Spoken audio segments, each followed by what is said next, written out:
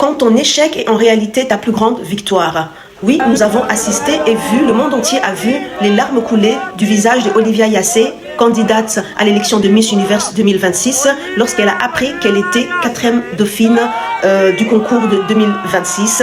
La surprise était générale et elle était mondiale, internationale, car aux yeux de tous, des jurys, des candidats, du peuple, du monde entier, c'était la favorite.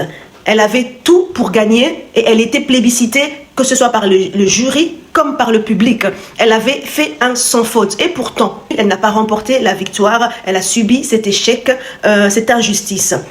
Voilà pourquoi je pense et je trouve que l'échec que Olivia Yassé a subi est en réalité un enseignement puissant.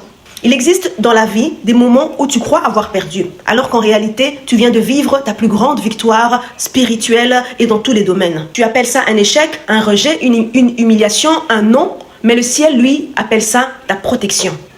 Tu t'imagines que on t'a expulsé d'une salle dans laquelle tu avais ta place, alors qu'en réalité, on vient de te sauver la vie.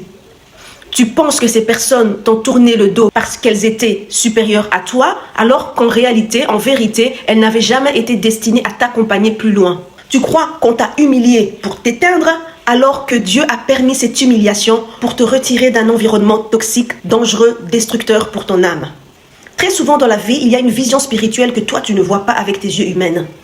Lorsque nous vivons ou nous recevons un refus ou un non, un rejet douloureux, tu ne vois que l'injustice, tu ne vois que ta peine, la déception et tu es rempli de colère. Mais derrière le visible, il y a une réalité cachée. Dieu t'a arraché des mains des personnes qui auraient pu nuire à ton destin.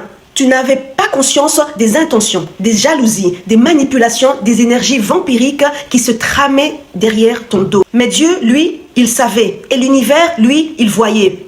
Alors, il t'a retiré brutalement, soudainement, incompréhensiblement de cet environnement-là. Parce que s'il t'avait laissé là 6 mois de plus, 1 an de plus, tu n'aurais peut-être plus jamais pu te relever. Lorsque Dieu intervient et te sauve avec violence, dis-toi que la menace était réelle. Ce que toi tu considères comme échec, spirituellement, c'est une intervention d'urgence en ta faveur. Ce que toi tu considères et vis comme une humiliation est en réalité une opération de sauvetage. Tu considères et tu vis ça comme un rejet, alors qu'en réalité c'est un réaménagement, réarrangement divin de ta destinée. Ce que tu considères comme une défaite est en réalité une victoire invisible. L'erreur que tout le monde fait. Dans ces moments-là, tu tombes dans l'erreur la plus fréquente, la plus humaine. Tu crois que Dieu t'a abandonné. Tu crois que tu n'es plus aimé de Dieu. Tu crois que tu n'as plus de valeur aux yeux de Dieu. Tu crois que ton étoile s'est éteinte. Tu crois même parfois que tu es maudit. Alors qu'en réalité, c'est dans ces moments-là précisément que Dieu est le plus proche de toi. Qu'il est en train de te repositionner, qu'il est en train de t'élever, qu'il est en train de te protéger. Ce que toi, tu appelles fermeture des portes, Dieu, lui, il qualifie ça de déviation stratégique. Le discernement qui change une vie. La prochaine fois que tu vivras un refus inattendu, une rupture, un renvoi, une exclusion, un non qui te brisera le cœur, avant de pleurer, avant de te dire que tu n'es rien, avant d'accuser Dieu, avant de perdre la foi, pose-toi d'abord cette question. Et si ceci n'était pas une punition? Et si ceci était mon salut? Parce que souvent, derrière l'humiliation que tu as vécue, le rejet que tu as subi, la porte qui t'a claqué au visage, c'était la seule manière de t'éloigner des personnes ou des chemins qui auraient pu détruire ta destinée. Lorsque tu es en plein processus de l'éveil spirituel t'apprend ceci. L'éveil spirituel ne consiste pas seulement à méditer, respirer ou se réaligner. L'éveil spirituel, c'est être capable de voir dans un non la main de Dieu. Dans le refus, la protection divine. Dans l'échec, une gloire à venir ou une gloire déguisée. Ça demande un mental fort, un mental d'acier, un mental puissant, un mental hors du commun des mortels.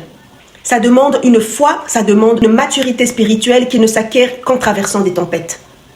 La leçon à retenir lorsque tu traverses, tu fais face à une humiliation, à un rejet, à un échec, à un refus ou à une humiliation.